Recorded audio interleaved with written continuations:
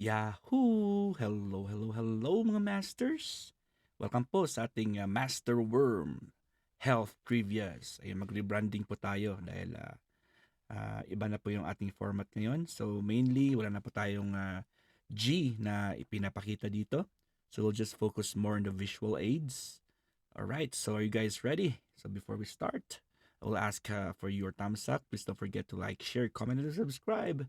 Kung maaari po ay pwede po sana kayong mag-full bell notification dito po sa ating channel Master Worm for more updated contents. At syempre, good morning, good noon, good afternoon, good evening, at good night po sa mga ready na matulog.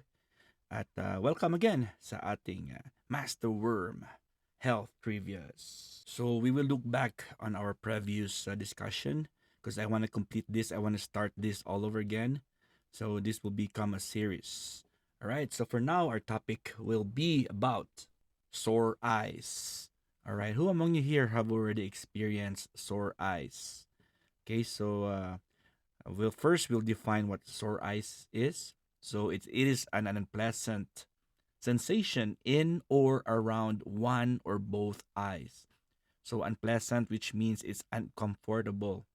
So it's either it can happen or it can be present on only one or both eyes. The eyes may feel greedy. So when you say greedy, there's like a film or there's something covering on the eyes. It can feel tender or tired. So ito po yung mga pwede nating ma-feel when we have or when we are about to have sore eyes. Sore eyes can result from different types of irritation. So which means that there is an irritant that caused the stimulation or that caused the sore eyes to happen. So what are the irritations? That includes airborne irritants, which means nanggaling po sa hangin or it comes from the air, and environmental factors. So, what surrounds you, the place you live, the area you work, or the area where you're always at. So, those are the environmental factors and underlying conditions na hindi pa natin na-discover or hindi pa siya hindi natin alam kung ano yung main reason.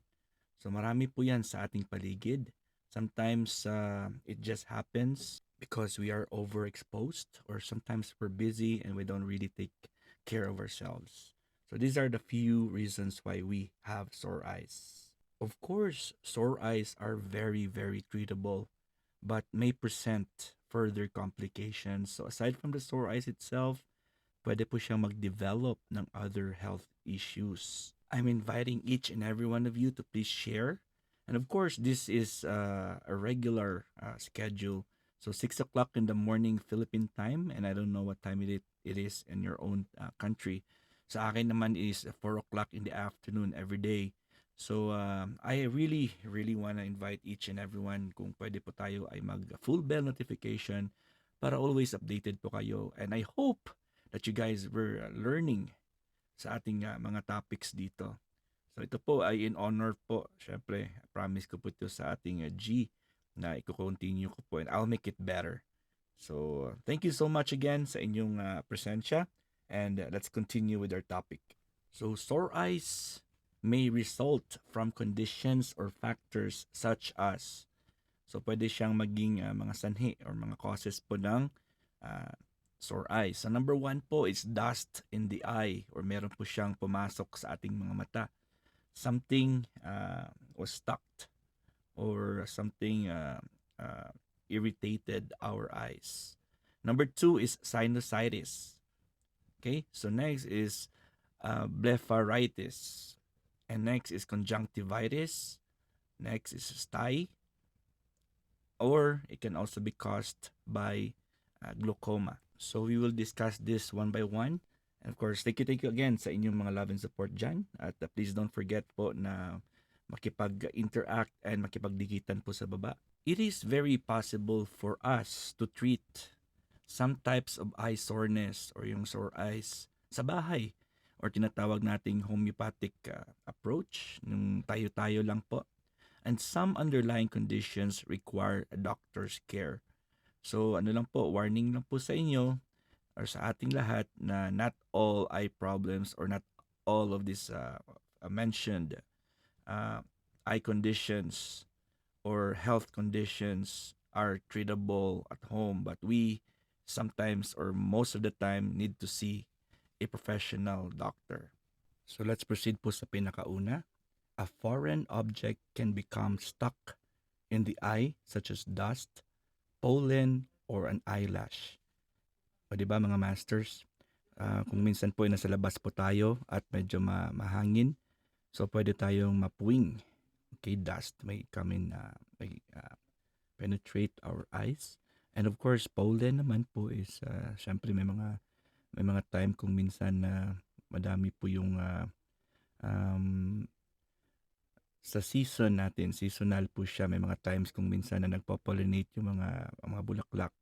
So hindi natin maiwasan yan ng mga maraming pollens po ang nasa hangin. And marami din sa mga babae or yung iba mga lalaki na rin ang gumagamit ng mga false eyelashes. So yung iba naman ay may natural mahabang eyelashes naman na kung minsan po ay hindi natin talagang maiiwasan na ito po ay mag-irritate ng ating mga mata. Yung iba po ay sobrang hindi strong yung kanilang mga eyelashes, yung buhok sa yung mga eyelashes nila kaya ito ay napuputol at kung minsan po ay naiiwan po sa loob. So very common ito sa mga syempre nagpa-pageant, yung mga nagpapa-extension talaga, eyelash extension. So be careful lang po na kailangan talaga na hindi ma-contaminate or hindi po ma-irritate yung ating mga mata. Okay, so it can cause stinging, 'di ba? Parang nakagat ka, parang sting, 'di ba? Na naranasan niyo po yung parang mainit na parang may parang jellyfish na nag-sting sa iyo. Kung minsan mahapdi po sa loob ng mata natin. And of course, magkakaroon tayo ng watering, mag-tearing tayo, luluha tayo at luluha, and redness in the eye. And that's why sore eyes is interpreted, usually po ay yan ang common term na basta mapula yung mata mo, sore eyes na pong tawag dyan. Okay, so it's just an irritation caused by these factors. So ito po mga masters, to remove the object, ayun nakikita niyo po sa picture dyan, sa right side, na meron parang itim dyan na stuck sa gitna ng mata. So all you have to do is hold the eyelid open. Make sure po na malinis po yung inyong mga kamay bago niyo pong gawin yan. So ano niyo po, i-open niyo po yung inyong mga eyelids niyo, upper and lower eyelids with the use of your fingers. And get pwede naman pitsel or a pitcher or a baso na warm water. Kung maaari po, purified or clean water. Make sure niyo po na malinis ang tubig. And then if you pour it on your eyes, ayan, hindi siya mainit, hindi siya malamig. Basta warm water po siya, plain water lang po, mga masters. And ayun po, i-irrigate po natin. Irrigate niyo po hanggang sa maramdaman niyo pong wala na po dyan yung naiwan na kung ano man dyan ang na-stuck up sa ating mga mata.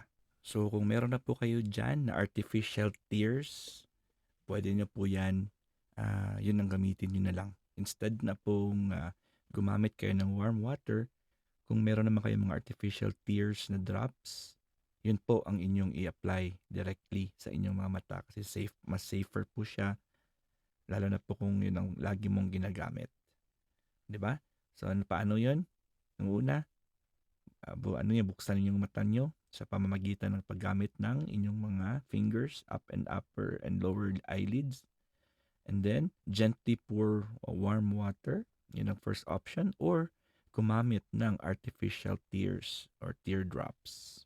Kung hindi effective yung ginawa natin sa pag-pour ng tubig at yung artificial teardrops, we can also use cotton swab to roll the eyelid back. Ayan po, pwede sa ilalim, pwede man ng upper or lower eyelid. Itong sa picture po sa lower eyelid po siya.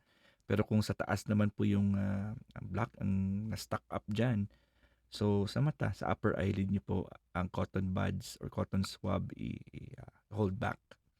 So parang i-open nyo, assist nyo na po yung mata nyo na hindi siya pipikit. So open your eyes or your eyelids with the use of the cotton buds.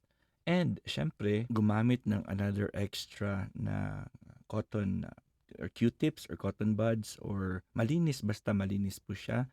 You can also use a dampened swab.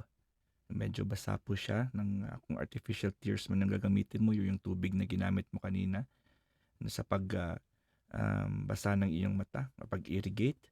Or you can also use a cloth, yung panyo or handkerchief. Basta make sure na malinis po siya. At kung sharp po yung object, halimbawa bote po mga masters, ayun, it's better to just go straight to your eye doctor or sa doctor sa emergency room. At baka po ay yung instead na matulungan mo pa yung matanggal yan sa pamamagitan ng manual na pagtanggal, ay mas lalong babaon po yan. So make sure po kung alamin muna kung ano po yung pumasok sa mata nyo. Make sure hindi po sila ah, matalim or hindi po siya mga broken glass. So kung mga alikabok lang, okay yan po mga masters. So hanggang dito na po tayo mga masters, no? At maraming salamat sa inyong love and support.